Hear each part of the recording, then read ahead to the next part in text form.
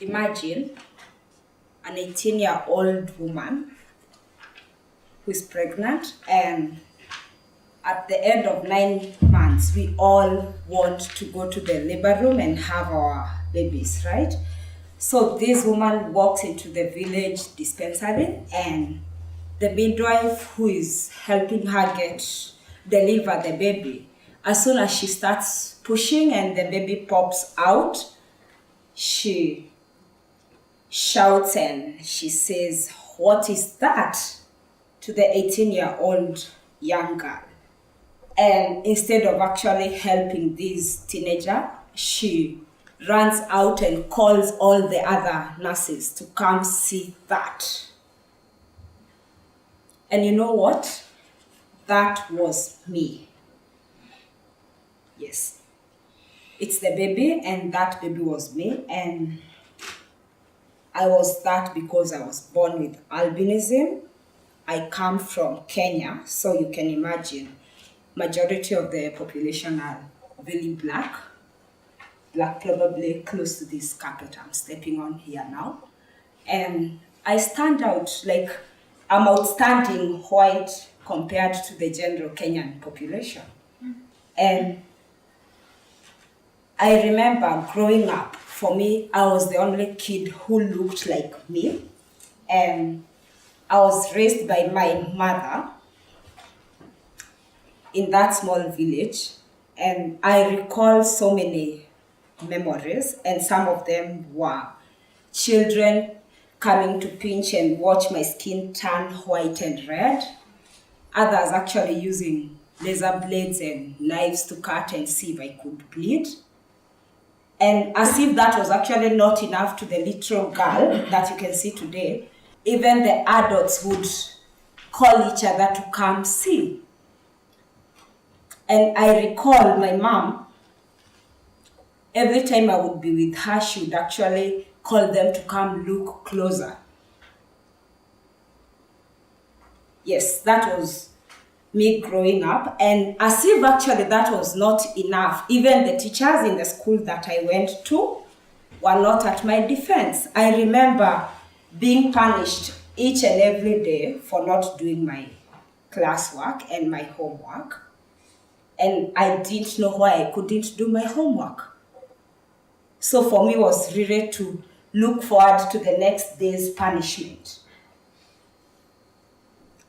And most of the times I would actually hide.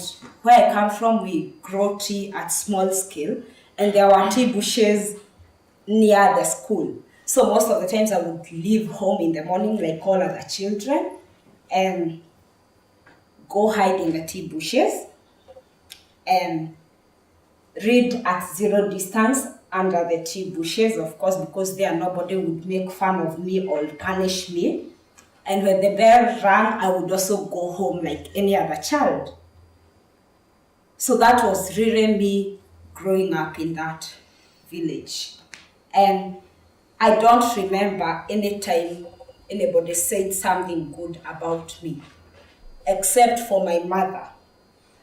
Because every time I would go home, she would make sure she inspects, like if anybody hurt my skin, if anybody pinched me, and she would storm into our school the next day. So she was really the woman at my defense. And that was really my growing up as a small child. And of course, you don't remain a child forever. As a teenager too, we all have self-esteem issues. We are trying to find yourself. And for me, there was nothing to really find about because I believed what people said about me. And I believed all the bad things they said about me and did to me.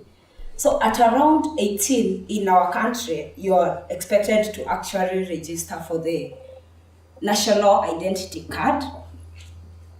And I remember that night when I asked my mom for her identity card so that I could register for mine, she was not happy about it. And she looked confused. And it is at that point she actually told me she's not my mother.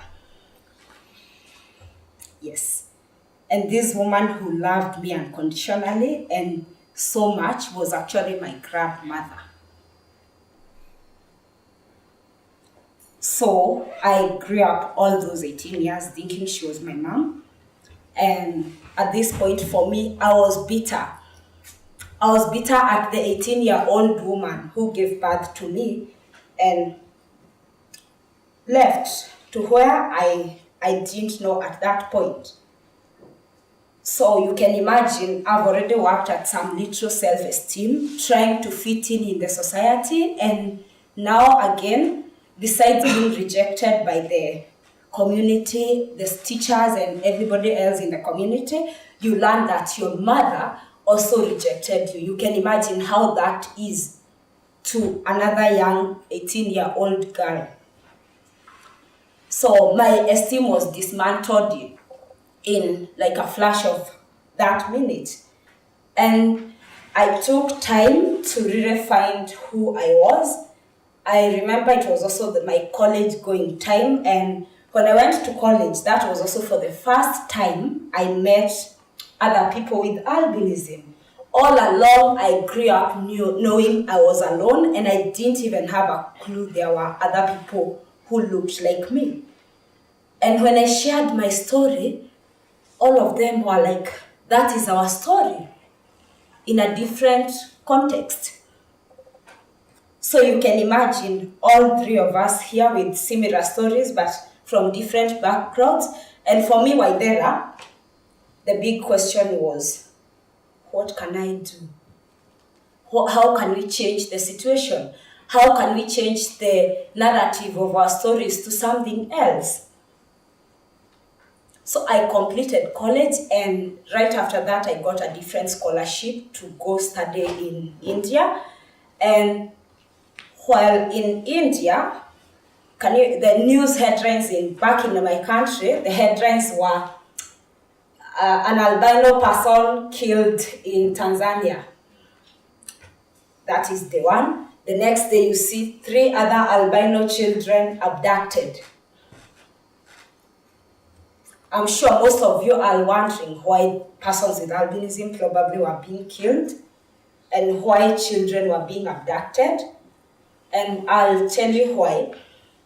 In Africa, and in many parts of Africa actually, there's a misconception that they say if you use body parts of a person with albinism for witchcraft or rituals, they can be used as charms. So basically, our body parts are marketed in the black market for use in witchcraft. So anytime you hear that announcement, there's a witch doctor who had made such a demand. So of course I felt lucky I was not in Kenya then, but the big question was, what about my friends back at home? Will that be the next news that I hear? So for me, I took really the time away from my country to think about the situation back at home, and I knew I wanted to do something. And that something, I didn't know what at that point. All I knew is I didn't want to be seen as non-human. And I didn't want my friends to be seen as non-human.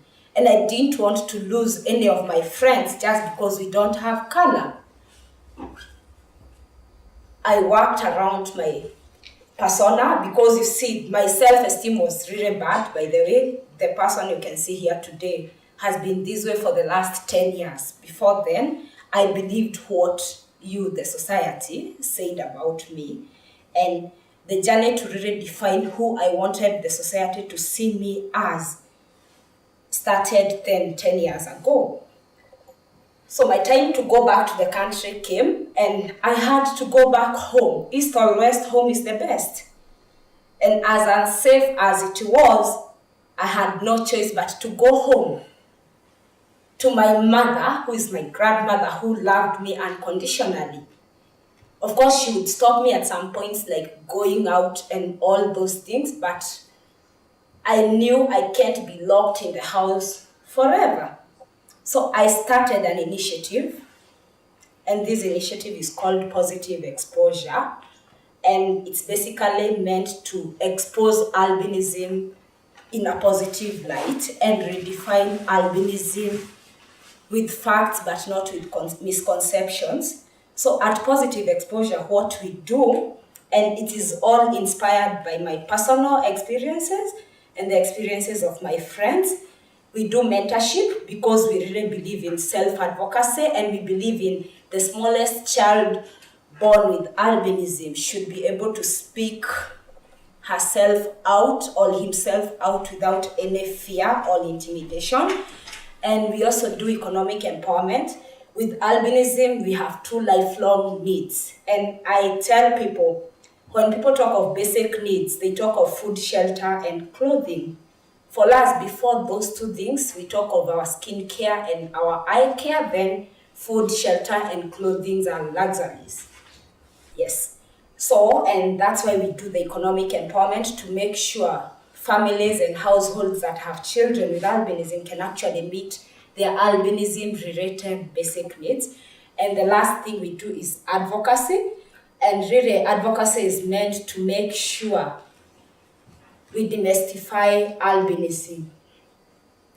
And it's really meant to ensure the genes that will be born today, tomorrow, and in the future don't have to be referred to as what is that, but we will respect them for who they are and what they are, but not what you think we are. Thank you.